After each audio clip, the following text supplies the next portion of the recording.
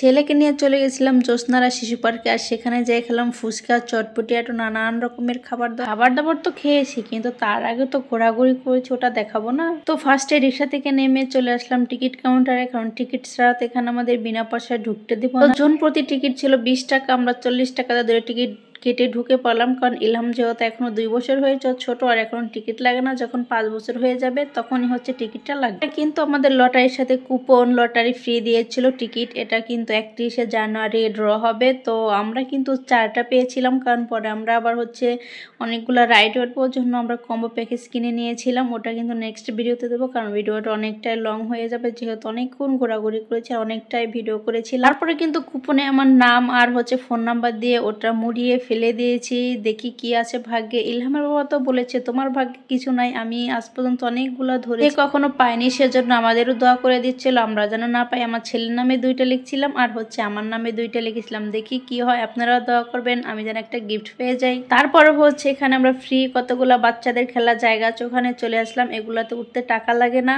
তো এখানে কিন্তু 3জনই বসা যায়, আরো মানুষ বসা যায়, কিন্তু আরো মানুষ ছিল না। আমরা 3জন ছিলাম, আর হচ্ছে আমরা 3জনই উঠে বসছিলাম। এখানে ঘুরানোর একটা জায়গা আছে, অনেক জোরে জোরে ঘুরান যায়। আমিও কিন্তু এখানে ঘুরাইছিলাম। আমার ছেলেটা তো এখানে অনেকটাই মজা করছিল, আর এতটা আনন্দ লাগতেছিল। আমি বলছিলাম আম্মু মজা, বলতেছে মজা, ওয়াও এগুলো বলতেছে। আমরা কিন্তু আরো অনেক অনেক রাইডে উঠেছিলাম, ওগুলো কিন্তু টিকিট কেটে উঠেছি, মানে টাকা দিয়ে। আর এটা হচ্ছে টাকা ছাড়া। ছেলে তো স্লিপার বরাবরই পছন্দ করে, কিন্তু এটা অনেক বড় মানুষের স্লিপার ছিল, এর জন্য ওর বাবা মাঝখান থেকে ধরছিল আর আমি একটু ভিডিও করে দিচ্ছিলাম। এইগুলো এত ঘোরাঘুরে আল্লাহকে দেখলেই মনে হয় যে আমার মাথা ঘুরতেছে। তো যাই হোক, সবকিছু ভিডিও টিডিও করে তারপর ইলহামকে নিয়ে আবার অন্য একটা রাইডে চলে আসলাম, মানে ফ্রি রাইড। তো আমার ছেলে তো দেখে মহা খুশি, এগুলো তো উঠবে। দেখেন ওঠার জন্য কতটা পাগল হয়েছে, সে লাফানো শুরু হয়ে গেছে, উঠবে, তার কতটা খুশি।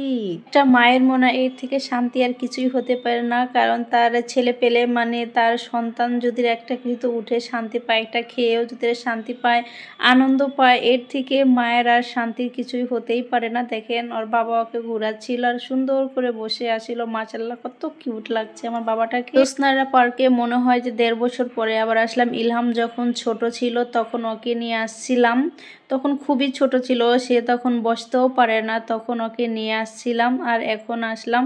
আমার ছেলেটা কিন্তু এমনিতেও খেলা খুবই কম বোঝে, যেহেতু একা একা বাসায় থাকে, খেলার কোনো সাথী নেই, আশেপাশে কোনো খেলার মানুষও নাই। প্রতি শুক্রবার করে ওর বাবা চেষ্টা করে যে ওকে একটু বাইরে নিয়ে খেলাধুলা করাবে। তো মাশাআল্লাহ এখন খেলার প্রতি খুবই নেশা, রাইডে ওঠার জন্য খুবই পাগল।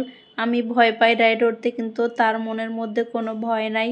তো দেখেন সবগুলি ঘুরিয়ে ঘুরিয়ে আপনাদেরকে দেখাচ্ছিলাম। এখানে হলো পানি পড়তেছে, এটার নাম কি ঝর্ণা না অন্য কিছু আমি জানি না। তো এখানে বাপ ছেলে হাঁটাহাঁটি করছিল, কেন জানেন? এখন তারা হচ্ছে রাইড উঠবে, এই জন্য তারা টিকিট কাটতে চলে গেল। আর আমি হচ্ছে আমার ভিডিও নিতে একটু ব্যস্ত হয়ে গেলাম, কারণ আমার ভিডিও করার জন্য তো কেউ নাই। কিন্তু রাইড উইট অনেক অনেক মজা করেছে। ভিডিও যত লং হয়ে যাচ্ছে, এজন্য নেক্সট ভিডিও তো দিব। আপনারা সবাই কিন্তু অপেক্ষা করবেন নেক্সট ভিডিওর জন্য। আর যারা যারা এখন আমার পেজটাকে লাইক ফলো করেন নাই, অতি তাড়াতাড়ি লাইক ফলো করে দিন।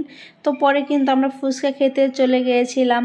এখানে হচ্ছে ফুচকা খেয়েছি, চটপটি খেয়েছি, আর কি খেলাম গাইস ভুলে গেছি। এতটুকু সময়ের মধ্যে মানে একদিনের মধ্যে ভুলে গেছি। তো আমার ছেলেটা তো মানে খালি ফুচকা খাওয়ার জন্য ব্যস্ত হয়ে গেছে, কারণ তার বরাবরই ভাজা পোড়া খুবই পছন্দ।